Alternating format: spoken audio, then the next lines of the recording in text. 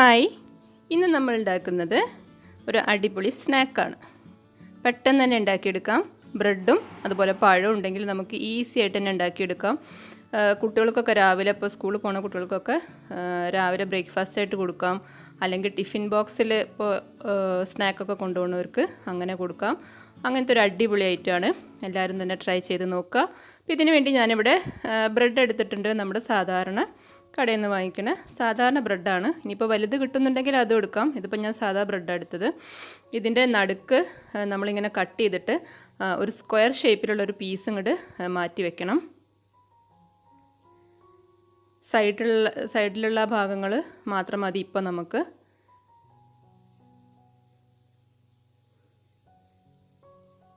ഇതുപോലെ ഓരോന്നും ചെയ്തെടുക്കുക. ഞാനിപ്പോൾ 4 ചെയ്തിട്ടുള്ളൂ. സൈഡ് മാത്രം ഇങ്ങോട്ട് മാറ്റി വയ്ക്കുക. നമ്മുടെ നടുക്കുന്നെടുത്ത ആ കഷ്ണം നമുക്ക് ആവശ്യമുണ്ട് കേട്ടോ. അതവിടെ ഇരിക്കട്ടെ. ഞാൻ എല്ലാം ഇങ്ങനെ ഇതുപോലെ ചെയ്ത് വെച്ചിട്ടുണ്ട്. ഇനി അതവിടെ മാറ്റി വയ്ക്കുക. നമ്മളിനി ഒരു പാത്രത്തിലേക്ക് 2 മുട്ട പൊട്ടിച്ചൊഴിക്കുന്നുണ്ട്. 4 ബ്രെഡിന് 1 മുട്ട തന്നെ ധാരാളം മതിയാവും. നമ്മളത് ഒഴിക്കുന്നതിനനുസരിച്ചാണ്. ഞാൻ 2 എടുത്തിട്ടുണ്ട്. അതിലേക്ക് 1 ടേബിൾ സ്പൂൺ പഞ്ചസാര ഇട്ട് കൊടുത്തു. അതുപോലെ ഒരു 1/4 കപ്പ്, ഏകദേശം 1/4 കപ്പ് കംപ്ലീറ്റ് ആയിട്ട് ഒഴിച്ചിട്ടില്ല, അത്രയും പാൽ ഒഴിച്ചു കൊടുത്തിട്ടുണ്ട്. പഞ്ചസാരയുടെ അളവ് കൂടുതൽ വേണം എന്നുള്ളവർക്ക് വേണമെന്നുണ്ടെങ്കിൽ കൂടുതൽ പഞ്ചസാര. ഇപ്പോൾ കുട്ടികൾക്കൊക്കെ ചെയ്യുമ്പോൾ കുറച്ചുകൂടി പഞ്ചസാര ഉണ്ടായാൽ നല്ലതാണ്. പിന്നെ ഏലക്ക പൊടിച്ചത് ഒരു 1/4 ടീസ്പൂണും കൂടി ഇട്ട് കൊടുക്കുന്നുണ്ട്. ഏലക്ക ഞാൻ പഞ്ചസാര ചേർത്തിട്ടാണ് പൊടിച്ചത്, അതുകൊണ്ടാണ് ആ കളർ വന്നിട്ടുള്ളത്. എന്നിട്ട് നന്നായിട്ടൊന്ന് മിക്സ് ചെയ്തെടുക്കുക. അതവിടെ മാറ്റി വെച്ചു. പിന്നെ നമ്മൾ പഴം എടുത്തിട്ടുണ്ട്. ഞാൻ നേന്ത്രപ്പഴമാണ് എടുത്തിട്ടുള്ളത്. ഏത് പഴമായാലും കുഴപ്പമില്ല. ഇതേപോലെ ഷേപ്പിൽ കട്ട് ചെയ്തെടുക്കുക. കുട്ടികൾക്കൊക്കെ ഇഷ്ടമുള്ള പഴം എടുക്കാം. അതും അവിടെ മാറ്റി വെച്ചു. ഇനി നമ്മൾ പാൻ അടുപ്പത്ത് വെച്ചിട്ടുണ്ട്. അതിലേക്ക് നെയ്യ് ഒഴിച്ച് കൊടുത്തു. ഒരുപാട് നെയ്യ് വേണ്ട. ഞാനിപ്പോൾ ഒരു 1/4 ടീസ്പൂണൊക്കെ നെയ്യ് അത്രേ ഒഴിച്ചിട്ടുള്ളൂ. ഇനി നമ്മുടെ ഈ ബ്രെഡിൻ്റെ ഈ സ്ക്വയർ ഷേപ്പിലുള്ള പീസ് അവിടെ വെച്ച് കൊടുത്തു. ലോ ഫ്ലെയിമിൽ വേണം ഇടാൻ കേട്ടോ. നല്ല ലോ ആക്കി വേണം ഇടാൻ. എന്നിട്ട് ഇതിൻ്റെ നടുക്ക് ഈ പഴങ്ങൾ വെച്ച് കൊടുക്കുകയാണ്.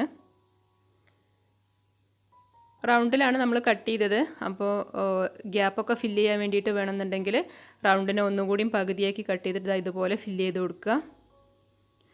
ഇനി നമ്മൾ തയ്യാറാക്കി വെച്ചിട്ടുള്ള മിക്സ് ഉണ്ടല്ലോ മുട്ടയുടെ, അതതിൻ്റെ മുകളിൽ ഒഴിച്ചു കൊടുക്കുക. പുറമേക്ക് ഒലിച്ച് വരരുത്.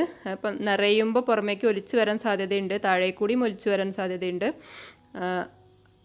അതിന് ശേഷം നമ്മുടെ നേരത്തെ മാറ്റി വെച്ച പീസ് ഉണ്ടല്ലോ, സ്ക്വയർ ഷേപ്പിലുള്ള ആ പീസ് സെയിം ബ്രെഡിൻ്റെ തന്നെ എടുത്തിട്ട് അതിൻ്റെ മേലെ വെച്ച് കൊടുക്കുക. ഇപ്പോൾ പഴം കാണുന്നില്ല, പഴം പക്ഷേ കാണും, താഴെ ഭാഗത്ത് പഴം കാണും. ഇപ്പോൾ പഴം കാണുന്നുണ്ട്. തിരിച്ചിട്ട് കൊടുത്തു.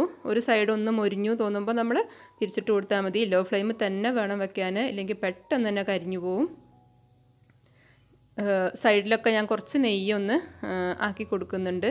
തുള്ളിയായിട്ടൊന്ന് ആക്കി കൊടുക്കുന്നുണ്ട്. നെയ്യിൻ്റെ അളവൊക്കെ ഓരോരുത്തർക്കും ഇഷ്ടംപോലെ ചെയ്യുക. ഇപ്പം നോൺ സ്റ്റിക്ക് പാനാകുമ്പോൾ ഒരുപാട് നെയ്യിൻ്റെ ഒന്നും ആവശ്യമില്ല. ലോ ഫ്ലെയിമിൽ ഇടാതിരുന്നാൽ പെട്ടെന്ന് കരിയും ചെയ്യും. പക്ഷേ ഈ പഴവും മുട്ടയും ഒന്നും അങ്ങ് സെറ്റാവാതിരുന്നാൽ അതിങ്ങനെ ഒലിച്ചു വരും.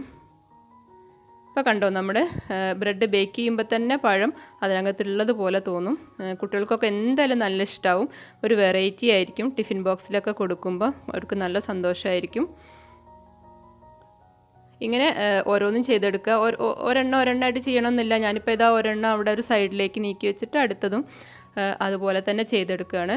നമ്മൾ ബ്രെഡ് കട്ട് ചെയ്യുമ്പോൾ ഓരോന്നും കട്ട് ചെയ്യുമ്പോൾ അതിൻ്റെ നടുക്കുള്ള പീസ് അതിൻ്റെ കൂടെ തന്നെ വെച്ചാൽ നമുക്ക് എളുപ്പമായിരിക്കും കാര്യങ്ങൾ. കാരണം നമ്മൾ വേറൊരു ബ്രെഡിൻ്റെ വെക്കുമ്പോൾ ചിലപ്പോൾ അത്ര കറക്റ്റായിട്ട് തന്നെ നിന്നോളണം എന്നില്ല. മുട്ട ഒഴിച്ചു കൊടുക്കുമ്പോഴും പ്രത്യേകം ശ്രദ്ധിക്കുക. സൈഡിലൂടെ അല്ലെങ്കിൽ മുകളിലൂടെ ഒന്നും വരാതിരിക്കത്തക്ക രീതിയിൽ വേണം. വളരെ കുറച്ച് മുട്ട മതിയാവും, കാരണം പഴം വെച്ച് കഴിഞ്ഞാൽ പിന്നെ അധികം സ്പേസ് ഉണ്ടാവില്ല. പിന്നെ ഇതുപോലെ മുകളിൽ ആ കഷ്ണം കൂടി വെച്ച് കൊടുക്കുക. അപ്പോൾ മറ്റേത് മൊരിഞ്ഞു കഴിഞ്ഞു. അപ്പോൾ അതെടുത്തു. നമ്മൾ മുട്ടയിൽ മുക്കുന്നൊന്നുമില്ല, നടുക്കുള്ള മുട്ട മാത്രമേ ഉണ്ടാവുള്ളൂ. അപ്പോൾ ഒരു മുട്ട അതുപോലെ കുറച്ച് പാലും കൂടി ഉണ്ടെങ്കിൽ തന്നെ 4 ബ്രെഡ് ചെയ്യാവുന്നതാണ്. പഴം ഒരു ഭാഗത്തേ കാണുള്ളൂ, മറ്റേ ഭാഗം നമ്മൾ അടച്ച് വെച്ചിരിക്കുകയാണ്. അപ്പോൾ കുട്ടികൾക്കൊക്കെ സംബന്ധിച്ച് ടേസ്റ്റിൻ്റെ അപ്പുറം കാഴ്ചയിലുള്ള ഭംഗി ഒരു പ്രധാന ഘടകമാണ്. അപ്പോൾ എല്ലാവർക്കും ഇങ്ങനെ ചില കുട്ടികൾക്കൊക്കെ എല്ലാവർക്കും ഇങ്ങനെ കാണിച്ചു കൊടുത്ത്, കണ്ടോ എൻ്റെ ബ്രെഡിൻ്റെ ഉള്ളിൽ പഴമുണ്ട് എന്നൊക്കെ പറഞ്ഞിട്ട് കഴിക്കാൻ നല്ല ഇഷ്ടമായിരിക്കും. അപ്പോൾ അതുപോലെ കുറച്ചും കൂടി ഒരു മാജിക് ബ്രെഡ് എന്നൊക്കെ പറയാം. ഈ നടുക്കുള്ള ഈ പീസ് വെച്ച് കൊടുക്കുമ്പോൾ ഒന്ന് ശ്രദ്ധിച്ചാൽ മതി, വല്ലാതെ അങ്ങ് പ്രസ് ചെയ്യണ്ട. ഇപ്പം ഞാൻ ഏകദേശം എല്ലാതും തന്നെ ചെയ്തെടുത്തിട്ടുണ്ട്. അപ്പോൾ നിങ്ങളും ട്രൈ ചെയ്ത് നോക്കുക. കുട്ടികളെ സംബന്ധിച്ച് വെറൈറ്റി ആണല്ലോ എപ്പോഴും ആവശ്യം. മാത്രമല്ല നല്ല ഹെൽത്തിയാണ്. ബ്രെഡും മുട്ടയും പഴമൊക്കെ ഉണ്ട്. പഞ്ചസാര കുറച്ച് അധികം ഇട്ട് കൊടുക്കുക, അപ്പോൾ കുട്ടികൾക്കൊക്കെ നല്ല ഇഷ്ടമാവും. ബ്രേക്ക്ഫാസ്റ്റായിട്ടും ലഞ്ചായിട്ടൊക്കെ കൊടുത്തു വിടാവുന്ന ഒരു ഐറ്റം. എല്ലാവരും തന്നെ ട്രൈ ചെയ്ത് നോക്കുക. വീഡിയോ ഇഷ്ടമായി കഴിഞ്ഞാൽ ചാനലൊന്ന് സബ്സ്ക്രൈബ് ചെയ്യാനും ലൈക്ക് ചെയ്യാനും നിങ്ങളുടെ ഫീഡ്ബാക്സൊക്കെ കമൻറ്റിലൂടെ അറിയിക്കാനും മറക്കരുത്. അപ്പോൾ വീണ്ടും നല്ല അടിപൊളി ഒരു വീഡിയോ ആയിട്ട് ഞാൻ വരും. അതുവരേക്കും താങ്ക് യു.